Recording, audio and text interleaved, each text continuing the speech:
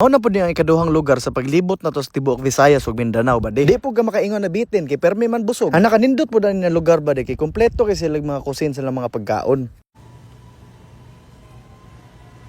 Rada diha ba di, musta mang panagat diha. Uban ni sa o kadali ba di kay medyo boring mangud sa balay unya ganahan kay kumukaon og mga healthy foods bitaw. Moto ni sakay lang ko eroplano, malas lang ko kay Cebu Pacific pero nindot man pud na lugar ang atong adtuan. Nya ganahan pugi ko magbalik-balik diri ba di kay daghan pugi kog mga amigo. Gi-check-in sa ako mga gamit nako diri sa Seaside Villa ba di kay para lahos na ning adlaw. Unya isa pud ni sa pinakanindot nako na nakita na mga kwarto diri sa Siargao. Ang nakapait lang gyud aning lugar ba di kay bisag nindot man kay siya pero lisod gyud kay ipangitag mga kwarto na matulugan. Pero ambot lang og mga tulog pa bata. Kay grabe kag nightlife aning lugar. Murag di gyud mahuman. Kumuadto gani kag Siargao ba di agyud pag inarte diha dapat kabalog gyud ka mo drive og motor kay para ma-experience gyud mo ang experience sa mga lokal ba. Pero og dili gani mao nang ginaingon na may pagmangaon lang sa ta kay bago magsugod ang atong adlaw kinahanglan nato sudlan ang atong tiyan. Kaning safe ba di mao ni ginaila na pinakalami na kinilaw diri sa tibuok Siargao. Pero kaning isda na lumpia nila ba di sus Ginoo ko basta kay mosulod lagi si mong dughan ritso sa kalami. Mao ni heartfelt gyud ba. Kaning kinilaw nila diri ba di dili ni basta-basta ni kinilaw. Unyang ginagamit nila na isda diri kay depende kung unsay mapalit nila sa palengke. Pero wa naman koy gahom para tilawan tanan nila mga putahe ba di gi-order nako to duha ka bestseller nila na kinilaw. Kunya nakanindot diri kay dili lang gyud suka ang ilahang ginagamit kundi ginagamit gyud nila ng gata. Pero sa lahi na term ba di ginatawag na siya ceviche. Di ko makaingon na mo ni ang pinakalami na kinilaw na akong natilawan kay daghan magigi ko gikilaw sa akong kinabuhi pero pasok gyud ni sa top 3 ba di. Presko kay isda unya lami kay pagkahimo sa gata. Wa oy mabuang gyud ka. Pag humagpamahaw ba di nangita sa kog magawsan sa akong kinaon. Pero dili na bawal kay sayang man. Moto nakahuna-hunaan lang ko ba di na may pag mag-surf lang ko diri sa Cloud9. Sabon ra magyud ako na ilhan na surf ba di no pero duda ko murag nindot pud ni. Ana sila ba di lisod gyud ba sa first time nimo mag-surf. Mo to nangita lang kog nindot na coach kay para akong matudloan. Ganahan mo gumutudlo og mga tao ba di na kanang ready gyud sila mo learn gyud ba. Mo to nailhan ako ni si Filmar kay pagtan-aw nako sa iya ha kondisyon kay siya glawas unya anagi potensyal. Ana kabahog tik-tik lang gyud diri ba di kay hait kay init. Kumbaga sa iyang kainit ba di murag makauga ni siya glabhunon na basa og 20 minutes. Pero bitaw ba di mao gyud pud ni ang pinakatuyo diri sa mga tao na ganahan mo adtog Siargao. Isa pud ni sa pinakarason nganong daghag turista diri kana bitaw pag adto nimo tunga sa dagat ba di ka nang paminaw nimo murag ikaw pay nasaag kay daghan kay kano pero tan-awa gani nang pormaha ba di ing-ana ka smooth dapat mo surf mura ra kag naglatay-latay sa tulay kumbaga hunaon lang gyud nimo ba di ba nakaning balod ako ni silang ginikanan kung wala sila wala pud ko tan-awar go ng balance nako ba di mura siya kape og pandesal sa buntag ba grabe ka balance gyud pero nasabtan ra pud nako ba di nganong daghan kay ganahan mo surf kay sayon ra magud siya unya lisod siya mao nang malibog bitaw ka nya maganahan kag tuon mao tong grabe kay pasalamat si Filmar sa kuha ba di kauban din niya ang nasa likod o kato iyang gidapanguyaban na girlfriend sa kainit sa Siargao ba di akong duha ka itlog na overcook na. Mao tong paghuman akong surf ba din ditso ko diri sa ice bath kay daghan magud ni ka ice bath diri sa Siargao nya uso po ni siya kay para pag humag surf nimo mabugnawan ang imong pangutok na gamay. Wala na ako gibidyohan ang tibuok lugar sa Siargao ba di kay kumuingon mo kag Siargao tanan tao nakabalo na ko unsay naong ana. Mao tong gipili ito na akong trip na dili gid kay mga ilado. Dari man gud sa local hub ba di ginatudluan kanila kung unsay luto sa Siargao. Pag abot nimo sa ilang lugar mo ditso ra pud mo gawas kay ilaha man kang papalengkihon. Unya ginatawag gyud nila nig local experience ba di kay ilahang ginapa-experience sila mga customer kung unsay yung ginabuhat sa mga lokal. Sila na ang magbuot sa imong luto niya, sila na pud magbuot kung unsay pamaliton nimo diri sa palengke. Mao na maglagot ko kung magbuot-buot sila. Pag humag pamalengke ba di pag abot sa kusina, nara na sila sa kilid para i-guide ka kung saon pagluto sa mga putahe na gipaandam sa imo ha. Pero medyo na dismaya ko ba di kay sa taod-taod na ko paghiwa-hiwa, wa gyud ko gihiwa na karne, murag duda gyud ko gulay ni tanan. Pero nakanindot lang pud ani na experience ba di kay makaingon jud ka na naa pa day lahi na mga butang na pwede nimo ma-experience diri sa Siargao. Di pud ka makaingon og common kaayo kay ultimo ako na baguhan gani. Lahi mo gud ilaha diri abadi. Kabalog ko na Pilipinas ni pero ilahang giangay ang ilahang mga timpla kay daghan kay mga foreigner diri Mao nang kanunay makan-an ako ng mga naga-serve og ani ba kay medyo tabang gyud kay tabang biya nang panglasa sa mga foreigner. Mao to ang gipahimo sa ko adiri abadi kay ensalada na talong og salted egg na salad. May pa ni salted egg pink kay akong itlog ba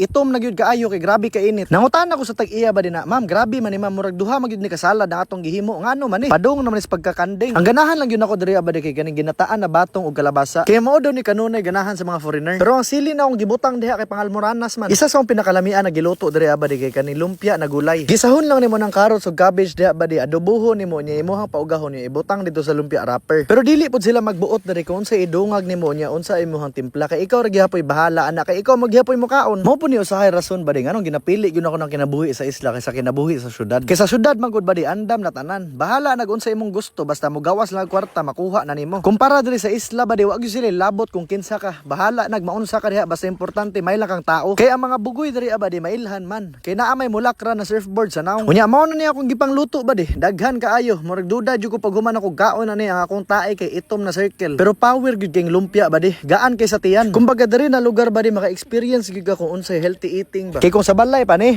maghilak ang adlaw og way karne maghigda sa lamisa. Nalingaw puguan ning trip nako ba di kay akong ginalibot ning Visayas ug Mindanao ba kay ako laging tan-awon kung unsay naa ani mga lugara. Kay sa akong pagkabalog yun ba di kani mga paggaon sa mga Binisaya murag nalimtan na lang yun. Mao ni akong ginatrabaho na mission ba di kay para mailhan sila usab. Kay para sa kuha ba di kaning Binisaya na pagkaon special gyud gini sa dughan. Ug kaning mga lugar sa Mindanao kinahanglan gyud ni makit-an sa mga tao kung unsa ni kagwapo. Bahalag lisod kini akong ginabuhat niya. Bahalag mga pudpud ni akong ngipon basta kay importante mapakita na ako kung unsa kanindot ang atong lugar. Importante ako ra man puy mukaon. Mi aay